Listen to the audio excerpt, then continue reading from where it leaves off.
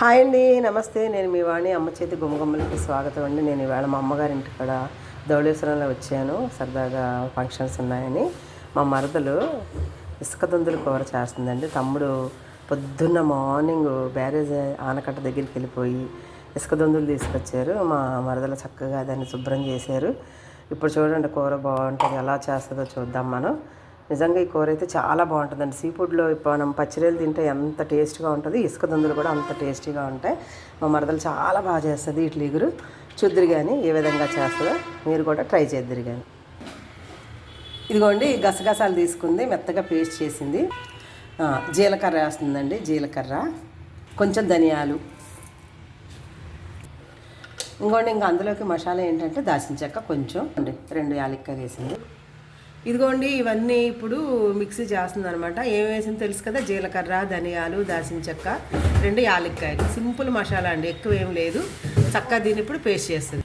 ఇదిగోండి, మనం ఏ నీసు కూరలో కన్నా రొటీన్గా వేసుకునేటటువంటి అల్లం, ఎల్లుల్లిపాయి ఇవి వేసేసి మిక్సీ చేసేయాలన్నమాట. ఇదిగోండి, 2 ఉల్లిపాయలు తీసుకున్నదండి తను. అందులో కావాల్సినంత కొత్తిమీర. ఇదిగోండి, పొయ్యి మీద బాండి పెట్టి నూనె వేసింది. ఇందులో కొంచెం ఉల్లిపాయలు ఎంచాలంట. ఇదిగోండి, నూనెలో కొంచెం పసుపు వేసింది. ఇప్పుడు మనం పేస్ట్ ఆడేసాం కదా, మసాలా అంతా వేసేసింది. ఇదిగోండి, దాంట్లో కొంచెం కరివేపాకు యాడ్ చేసింది. ఇప్పుడు కోసిన ఉల్లిపాయలు ఉన్నాయి కదండి, అవి కూడా పేస్ట్ చేసుకోవాలంట. ఉల్లిపాయలు పేస్ట్ చేసేసింది. ఇప్పుడు ఇవి కూడా నూనెలో వేసి వేయించేస్తుంది అనమాట. ఇదిగోండి, నూనెలోనే వేసేసింది.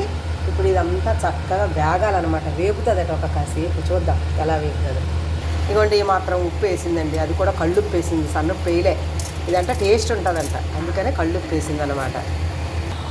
ఇంకోండి, లవంగాలు మర్చిపోయామండి, అందుకే పాపం తను మళ్ళీ గుర్తు చేసుకొని లవంగాలు వేస్తుంది. ఇదిగోండి, లవంగాల పొడి కూడా వేసింది.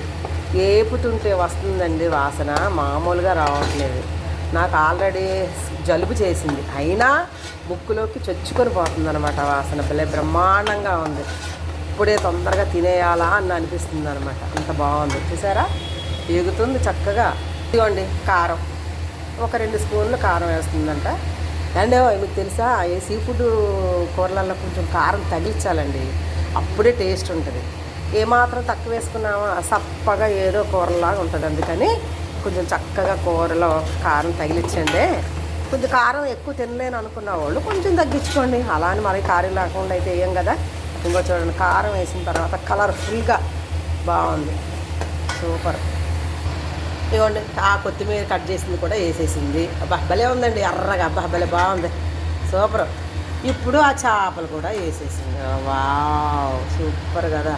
ఇప్పుడు కలయి పెడుతుంది అనమాట. బాగా కలయి పెట్టి చిన్న మంట మీద చక్కగా ఉడికిస్తుంది అనమాట. చూడమ్మా, కలుపుకో. చూసారు ఎలా కలిపేస్తుందో. పచ్చి చేపలు కదా, గబా గబా కలిపేయడమే. ఉడికిన తర్వాత కలిపితే ముక్కలైపోతాయి. బాగుందండి, కలర్ఫుల్గా. దొందుల కూర అంటే నాకు చాలా ఇష్టం అనమాట. నిన్న తమ్ముడిని అడిగాను, దొందులు దొరుకుతాయి కదా నాన్న ఇప్పుడు అని. తీసుకొస్తానక్క అన్నాడు. మా మరద మరీ చెప్పింది, వదిలికి దొందులు అంటే చాలా ఇష్టం, తీసుకురండి అని. వెంటనే పొద్దున్న లేచింది, తీసుకొచ్చాడు. తనేమో కూర వండేస్తుంది. మనం శుభ్రంగా తినేస్తాం అన్నమాట. ఈ మాత్రం మగ్గిన తర్వాత కొంచెం నీళ్ళు వేసింది తను, ఎందుకంటే మరి చేప ఉడకాలి కదా, పులుసు లేదు కదా. ఇది ఇగిరండి, కేవలం దొందులు ఇగిరే పెట్టుకుంటాను అనమాట. చూసావా, నీళ్ళు వేసింది. కొంచెం మునిగేలాగా చిన్నగా పెట్టి మూత పెడుతుందేమో, మరి చూద్దాం. అండి, ఇన్ని వేసారు కదా, మీరు ముఖ్యంగా మానేసేరేటండి అంటారా, ఏంటంటారా, పచ్చిమిరపకాయలండి. పాపం నేను వీడియో తీస్తున్నాను అనేసరికి తను పాపం కంగారు పడిపోయి అక్కడ లవంగాలు మర్చిపోయింది, పచ్చిమిరపకాయలు మర్చిపోయింది. అయినా పర్వాలేదు, తర్వాత దంచి లవంగాలు వేసింది అనుకోండి, ఇప్పుడు పచ్చిమిరపకాయలు వేస్తుంది. ఇది ఒక టేస్ట్. ఎలా అయినా ఉడికిపోతాయి కదా చక్కగా. ముందే వేస్తే మిరపకాయలు కూడా దాంతో ఉడికి బాగుంటాయి. ఇప్పుడు వేస్తే ఒక టేస్ట్ ఉంటాయి, పర్వాలేదు అందనమాట. మీరు మాత్రం మాలాగా రెండోసారి వేసుకోకండి, ఫస్ట్ వేసేయండి, సరేనండి. మధ్యలో మీకు ఒక చిన్న చిట్కా అండి. ఇదిగో మనం క్యారెట్లు తెచ్చుకుంటాం కదా, అవి ఒక 4-5 రోజులు ఎక్కువ ఉన్నాయి అనుకోండి, ఇలా అయిపోతాయి అన్నమాట. ఒకవేళ మార్కెట్లో కూడా మనకి ఫ్రెష్గా దొరకకుండా ఇలా దొరికాయి అనుకోండి, అప్పుడు మన ఇంటికి తెచ్చుకొని వాటిని శుభ్రంగా కడిగేసి ఈ విధంగా ఈ పొట్టు తీసేసి చక్కగా ఫ్రిడ్జ్లో పెట్టుకున్నాం అనుకోండి, మళ్ళీ చాలా రోజులు ఉంటాయి. హాయిగా మళ్ళీ ఇంకొకసారి తినేటప్పుడు పొట్టు తీసుకొని తిన్నాం అనుకోండి, బాగుంటుంది. జస్ట్ మీకు చిన్న సజెషన్ మాత్రమే, నచ్చితే పాటించండి, లేకపోతే లేదు. ఇదిగోండి ఇసుక దొందల కూర అంటారు దీన్ని. చాలా అంటే చాలా టేస్టీగా ఉంటాయి. తినలేని వాళ్ళు ఎవరైతే ఉండరో, ఒకళ్ళు ఎవరైనా తినలేని వాళ్ళు ఉంటే ట్రై చేయండి. ఎక్కడున్నా సరే దొందులు అంటే దొరుకుతాయి. ఎవరైనా చేపలు అమ్మే వాళ్ళ దగ్గర ఉంటాయి. తెచ్చుకొని ఈ విధంగా మీరు వండుకొని తిన్నారనుకోండి, చాలా చాలా చాలా చాలా చాలా బాగుంటుంది. ఆరోగ్యానికి కూడా చాలా మంచిది. ఇంకో విషయం చెప్పనండి, మధ్యలో ఒకటే ముళ్ళు ఉంటుందన్నమాట. అటు ఇటు ఇంకేం ఉండవు, ఒక్కటే ముళ్ళు ఉంటుంది. మొత్తం అంతా చక్కగా మెత్తగా తినడానికి ఈజీగా వచ్చేస్తుంది. చాలా అంటే చాలా టేస్టీగా ఉంటాయండి. నాకైతే భలే ఇష్టం దొందల కూర అంటే. సేమ్ పచ్చిరేల కూర తిన్నంత టేస్టీగా ఉంటాయి, ఇంకా బాగుంటాయి అన్నమాట. మీరు కూడా ట్రై చేయండి. చూసారా, చాలా తక్కువ ఇంగ్రీడియంట్స్ అండి.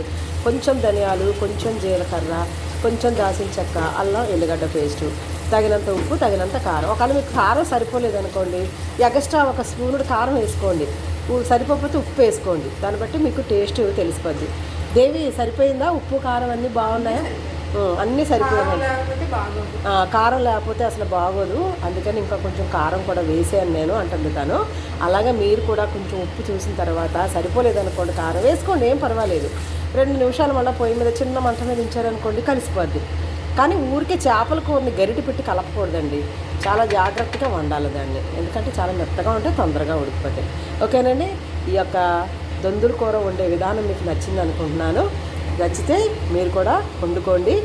ఏ విధంగా ఉంది తిన్న తర్వాత అనేది ఒక చిన్న కామెంట్ పెట్టండి, షేర్ చేయండి, సబ్స్క్రైబ్ చేయండి, మర్చిపోకండి.